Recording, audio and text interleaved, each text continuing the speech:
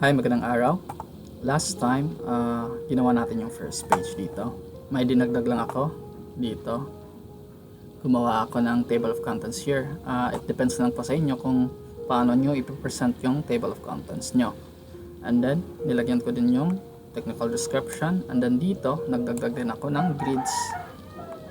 Kasi napag-isipan kung maglagay tayo ng poste dito banda. At saka dito banda. Okay? And now, let's proceed to the second page. Here, sa second page, yung target natin gagawin ngayon is yung ground floor plan, second floor plan, and then yung front elevation and rear elevation. So, punta na tayo dito sa second page. So, sa paggawa ng ground floor plan is ito na yung gagamitin natin. Kasi yung site development plan, dito pa din natin makikita yung location ng septic tank natin, kung saan banda natin ilolocate. Bali, hindi pa to siya tapos since madadagdagan pa to as we go on our construction documents, sa paggawa ng construction documents. Kasi baga plumbing design pa tayo, structural design, and then electrical, kaya madadagdagan pa din to siya. And then gawin na lang natin tong base, copy natin, and then ilalagay natin dito sa A2. So pagpe-paste nyan, paste in place yan siya dito. Okay, and now babalik na natin ito dito. Ito is yung ground floor plan. So wala naman, ito konti lang yung babaguhin natin dito. I-retain pa din natin yung mga informations dyan, and magdadagdag na lang tayo dito. Like dito sa porch, dadagdagan natin ito dito. Like magdadagdag tayo ng floor finish nya here. Okay, yan, sabihin natin scenario. Ito sa dining, dito na lang natin ilalagay yan. Ito yung laundry nya, ito yung toilet and bath here. Parang alanganin ito dito sa toilet and bath natin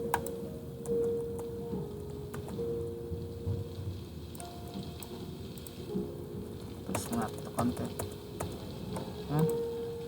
Then meron tayo ditong toilet and bath is, sabihin natin 200. Mas maganda kasi kung mas maliit na tiles para madali lang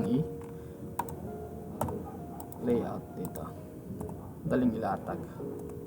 So here, the floor tiles 600 by 600 lahat ng tiles na gagamitin natin dito. Nandito tile. Okay, then yung susunod na ilalagay natin is yung elevation nya. Mag spot tayo ng elevation dito here. Since dito yung base elevation nya, maglalagay tayo dito, nasa labels to pa rin. Okay, maglalagay pa rin tayo ng another spot elevation. Okay, mas maganda kung ibang to, move to layer spot elevation. Okay, positive 0.4 meter. Yan. Then bababa tayo dito. Bababa tayo ng dos dito eh.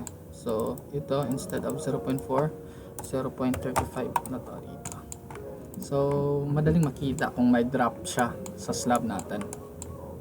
So mas maganda kung dito natin ilagay yan, 0.35. And then gagawa pa din tayo dito sa may toilet and bath natin. This is also 0.35 here.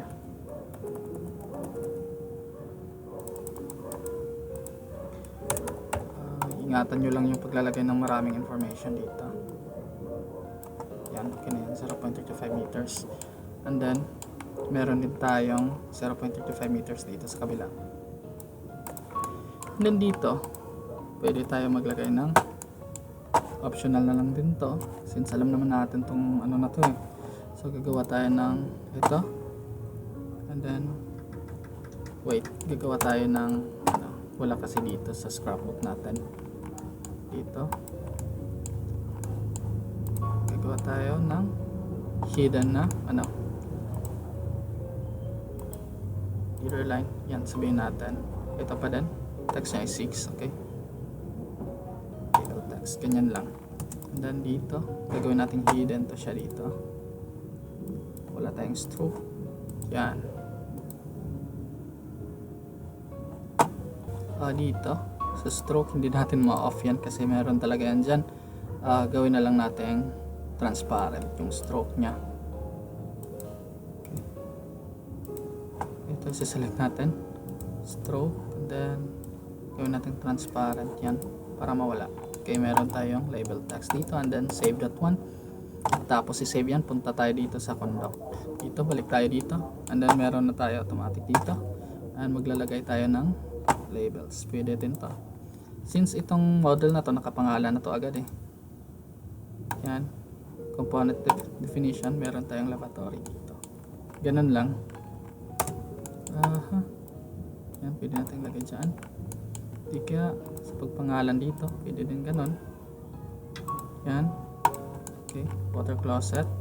Then dito. Yan. This is shower. Hindi ko na pangalanan to. Pero mas madali kung ganito na lang, 'di ba? So in this case hindi na lang natin lalagyan kasi parang magiging crowded na siya masyado. Storage, we have here the bubbles. Kailangan natin gumawa ng bubbles dito. Okay, let's add some bubbles in here. Here we have labels, spot elevation. Okay, let's add bubbles.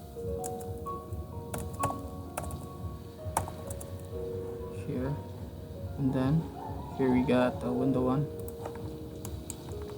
Lagay natin yung window 1 dito.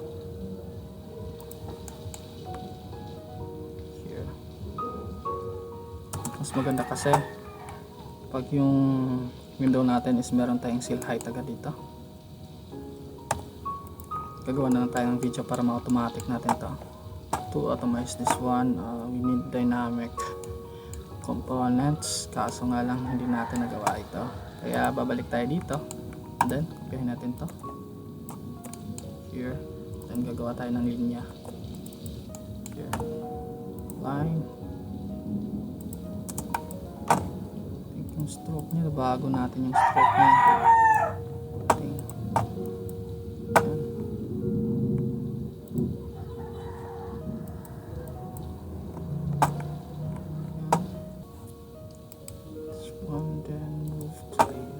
This one sa back. Okay na to. Here we have this one. This lagyan natin sa baba. Ito. Arrange lang muna natin.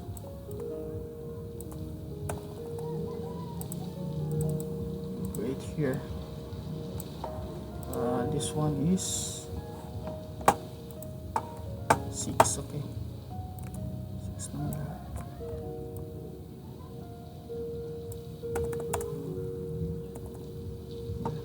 This one is H. Sabihin natin yung height niya is here and this is the width.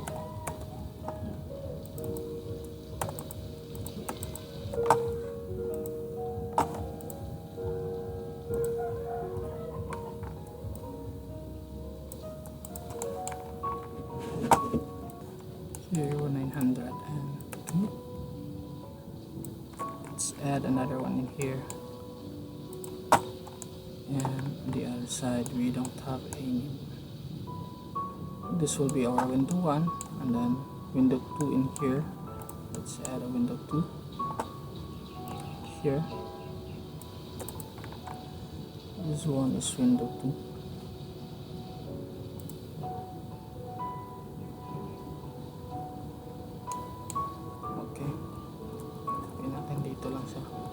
Dito yung window 2 natin, then yung dimension ng window 2 natin is ito, yung width nya is 2 meters and then yung height nya is 400.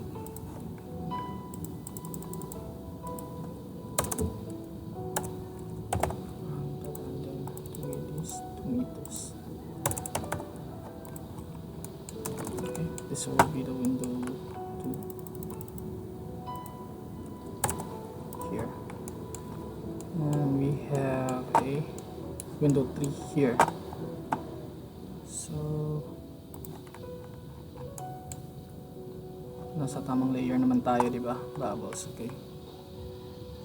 This is window 3. And then pwede natin i-adjust to. Lapit natin. And I think this nasa CR naman to. 60 by 60 to. 600 by 600. Okay. Tama naman siya. Then we are going to add door tags here.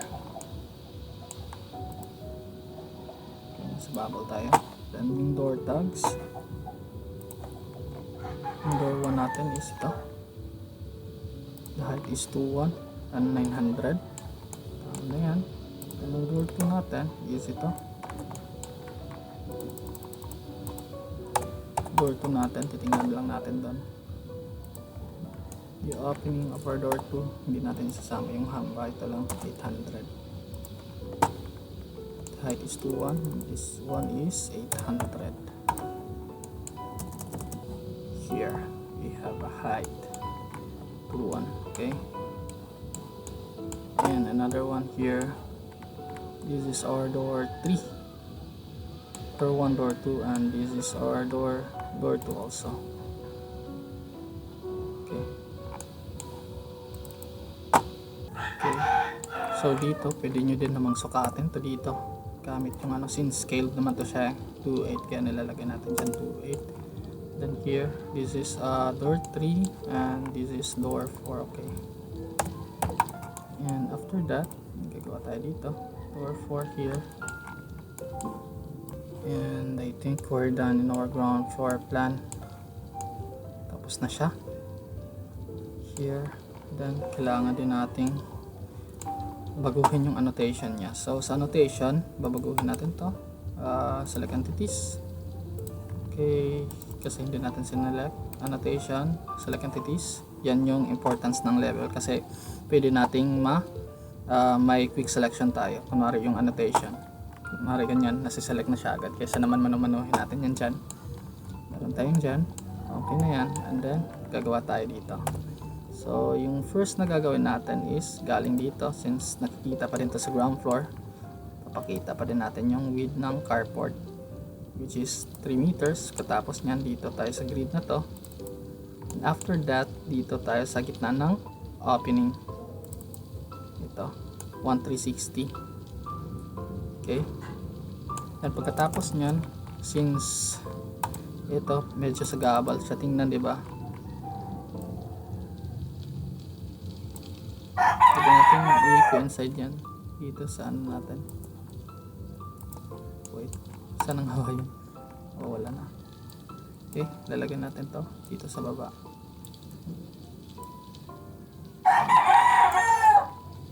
Para isa lang yan. And then, itong bubbles na to, since gusto ko nasa taas ng annotation siya, ilalagay natin siya sa taas. So yung layer niya dito is parang layer ng Photoshop. Kung ano yung nasa taas dito, yun yung magano dito, parang ina-arrange siya per sheet, di ba? So ito yung first sheet, second sheet, hanggang sa baba. Yung lahat ng andito na natatakpan niya is matatakpan niya talaga yung nasa baba. So malinis na tingnan. And then balik tayo dito sa annotation. Then double click nyo lang ito. Kunwari hindi niya naalala yung last. Ito yung last ng opening. Tapos punta tayo dito. And siselect natin to. Yan. Ang 360. And then yung opening na naman dito ulit. Yan. And then double click nyo lang yan. Maalala niya. Yan. Then meron tayong isang dimension na nakaligtaan dito. So center to center na lang, ito na lang yung gagawin natin. Here. So ganyan na lang.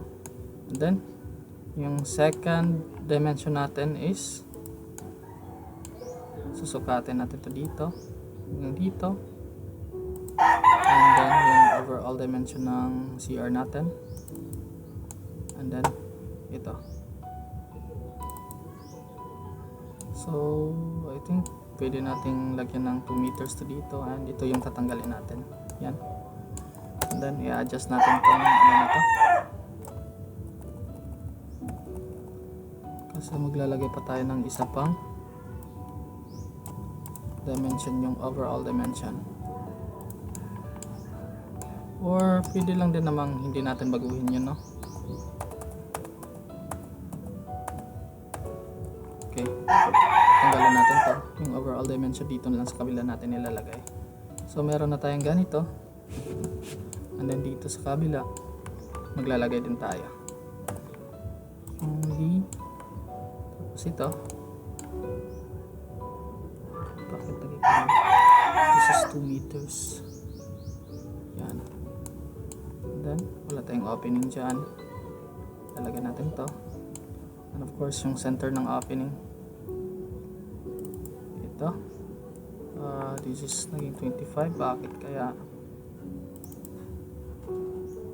Babalik natin dito, problema lang dun sa hatch nag-connect, kaya nagiging ganun.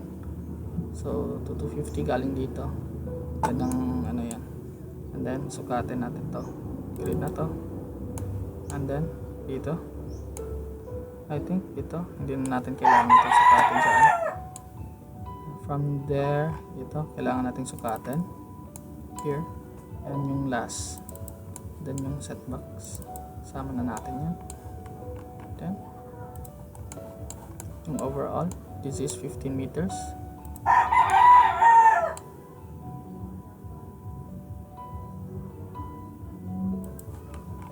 Here may 50 meters na tayo dyan, so kailangan natin baba konti ito. Yan, hindi siya then yung stairs, no need to put the dimension on stairs kasi may detail naman tayo dyan. Ito lang yung kailangan natin, yung wall dito, pati yung wall dito kailangan din natin sukat yan.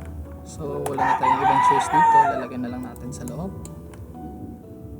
Here we have 1,600 here, and then dito yung sukat nya maglalagay pa din tayo here, then dito pa din, then may opening tayo dito, kailangan natin to 800, and then may opening din tayo dito kasi hindi natin nakikita kaya i-center na lang natin dito sa ano natin, 1799. Okay, and then sisentro natin dito sa wall or ano to, okay,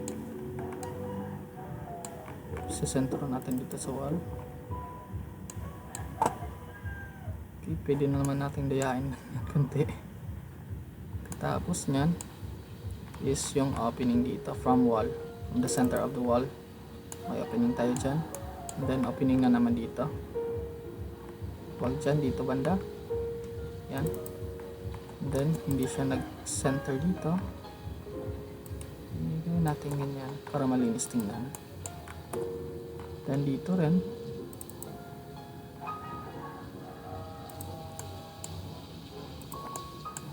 and from here pwede tayo maglagay ng ano dito, okay,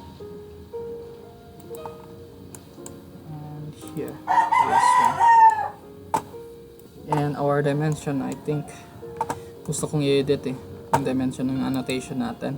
Select entities and then gawin natin manifest to 0.1, so here, and then pagkatapos nyan kailangan pa rin natin ng sukat dito.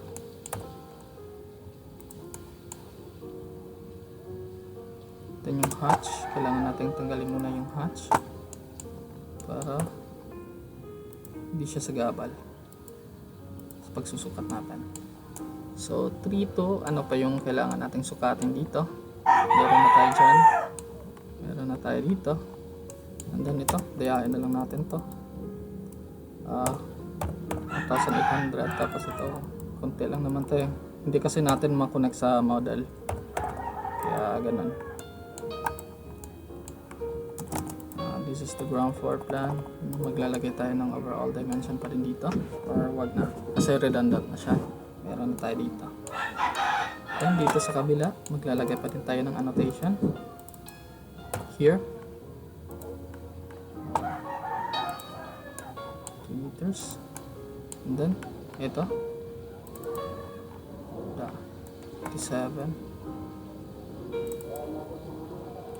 Wait, this is 150, and then this is 820.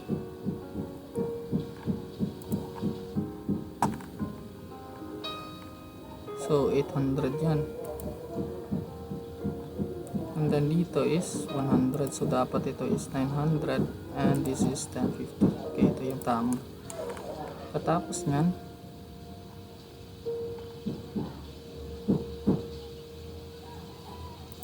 yan, tinago ko muna yung bubbles kasi sa gabal siya eh. And then dito, and then we have here dito, then bumalik na naman siya dapat. Pag di natin ginawa natin itong 0.1 agad. Okay, and then yung overall dimension hindi na din kailangan. Kailangan natin to dito kasi di natin nilagyan dun sa kabila. Here we have 10 meters here, and then let's select this again and select entities. Okay, I think hindi siya nasama itong group na to. Wait lang ha.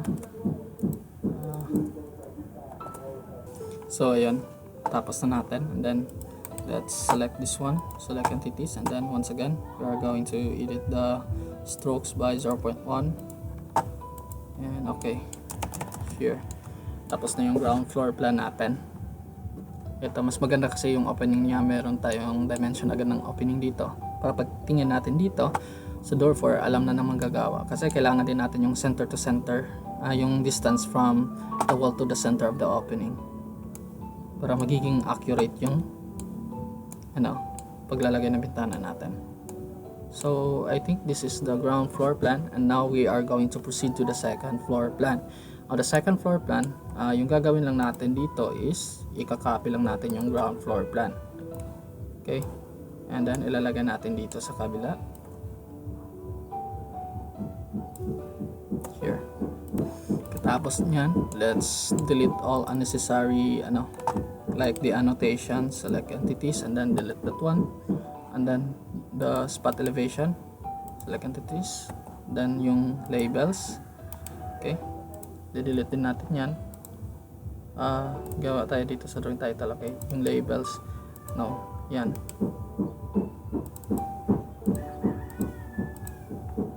Here labels is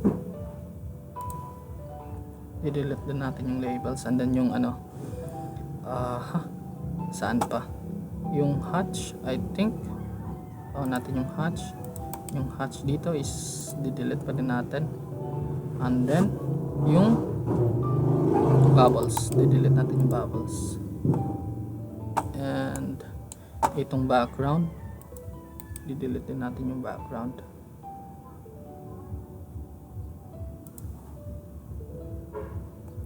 Or yung saan ba to, scrapbooks yung nalagay, yan, di-delete na natin yan.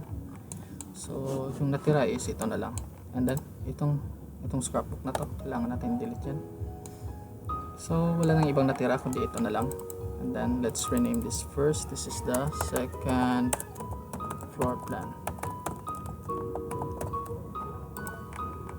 Here 1 is to 100 pa din, and this is our drawing 2.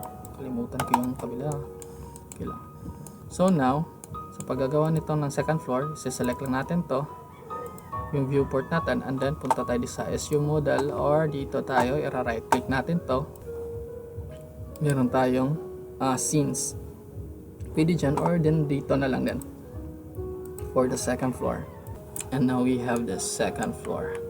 So meron tayong roof here, meron din tayong roof, nakikita yung roof. So no need na ipakita yung natin sa baba, ganito na lang, kahit ganito na lang din yung ipapakita natin dito. Same grids, wala nang ibang kailangan. So meron tayong second floor line, second floor plan. So yung gagawin na lang natin dito is to annotate this one. So balik tayo dito sa labels, and then lagyan natin ng bedroom here. bedroom, and then this one is open to below, and this is a terrace somewhere, something like that. This is TNB. Sana din na lang natin dinilit yung TNB, no? Okay lang din naman kasi pili lang naman natin kopyahin yan dito eh. Okay, dito kopyahin mo lang, control copy, and then lalagyan natin doon sa kabila, control paste. So dito yan, paste natin, select, and then kakopy lang natin dito here, and then meron tayong bedroom dito, bedroom, BDRM or bedroom, that's okay. Here dito natin ilalagay yan, and then lalagyan pa rin natin ng 60 by 60. Okay, so this is the labels here. This is terrace, balcony, here.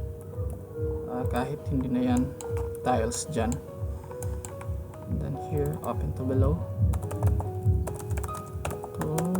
and I want this one to have a stroke in here, stroke, and then yung pattern nya is yung ano nya is 0.6. I think this is okay, open to below.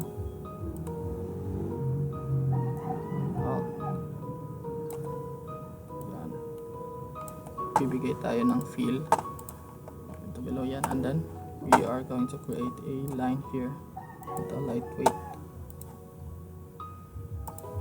This is ito 2D line here.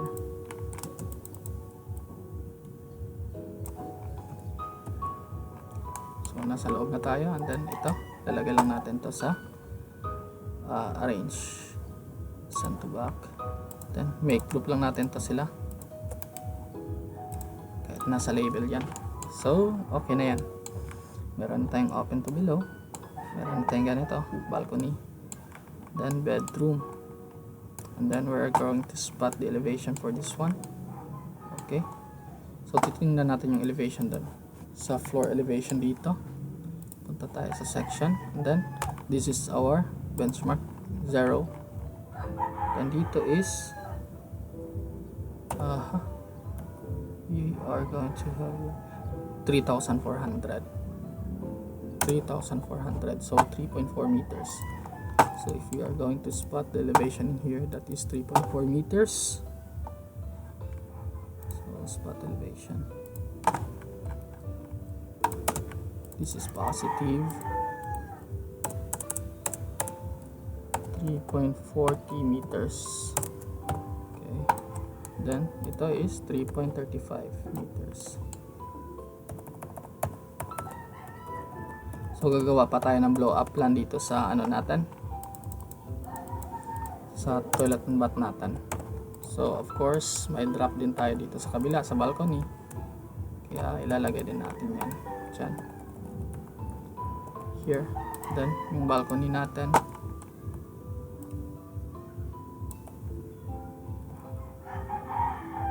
lalagyan pa rin natin to ng hatch.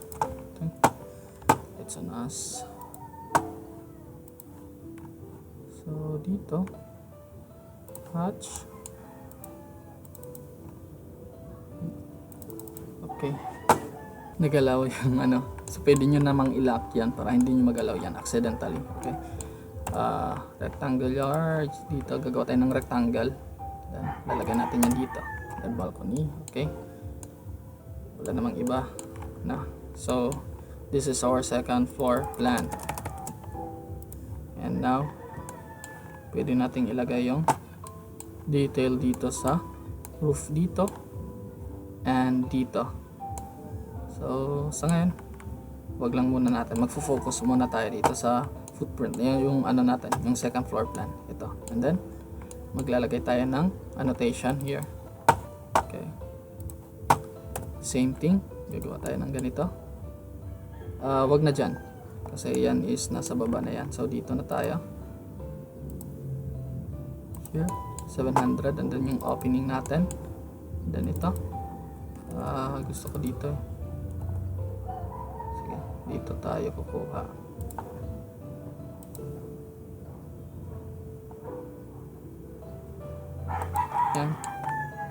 3060, 1360, same as here. 3060, okay. Then the openings here. Hindi ko ma-spot yung opening, kaya yung hatch, tatanggalin natin yung hatch. And itong spot elevation and the labels, okay. Here, para walang sagabal.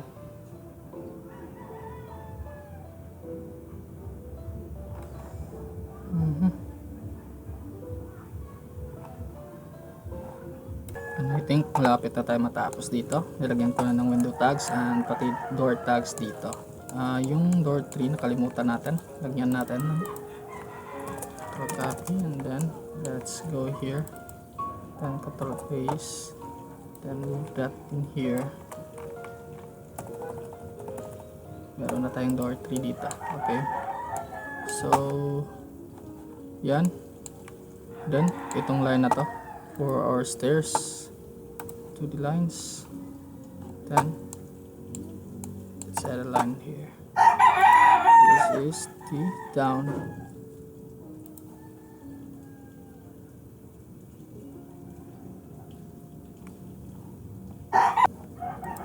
Here, and let's add some text here. We have TN. Okay, for down. And we have yung ano niya, i-ano natin yung mga elevations, pati yung hatch. I think okay na siya. And then yung roof, mas maganda kung lagyan natin ng konting detalye ito kahit pa paano. Then meron tayong ano dito, sabihin natin scrapbook na lang. Okay, lalagyan natin ng arrow pa dito. Negative 90 for that one.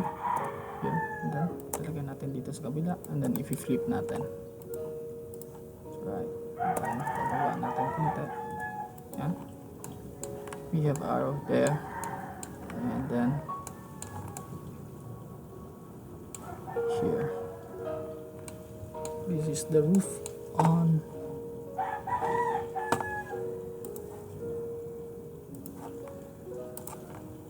Sabihin natin roof at elevation positive 3.4 meters, and then here see details page. Hindi pa natin alam kung anong page kasi wala pa tayong detalye. So meron tayong roof at elevation. Titingnan nga natin here, here 1, anong elevation nito. Susukatin natin to. Hindi siya 3.4 ano. Here we have 3.1 elevation, 3.1 meters. Okay, yan, see details kasi hindi pa natin alam. And now gagawa na lang tayo ng grids niya dito. Okay, and gumawa ako ng another section line here. Ito kasi hindi ko type yung masyadong malaki. So gagawa tayo dito, maglalagay tayo, lalagay natin dito sa grids, lalagay natin yung section na to. Mas maganda kung dyan. Yan. Then we have here A, nyo lang. Then lalagay natin dito banda.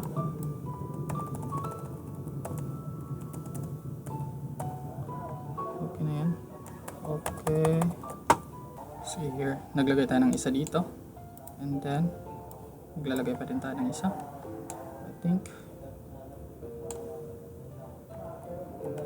this is it. Maglagay pa din tayo. Let's group this one. Okay, anong nangyari? Let's group this one. Make group.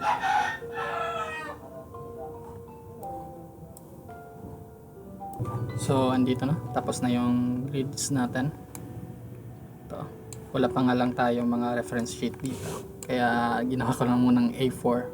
H4, okay. So this is our ground floor. Meron tayong 4 na section dito.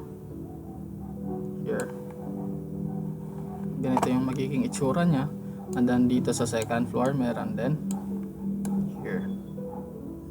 So, depende na din yan sa inyo kung paano nyo i-represent yung section lines nyo. So, at least may idea tayo kung paano gagawin ito sa SketchUp layout, okay? So, sa susunod, gagawa tayo ng elevations. And I think ito lang muna sa ngayon. Maraming salamat.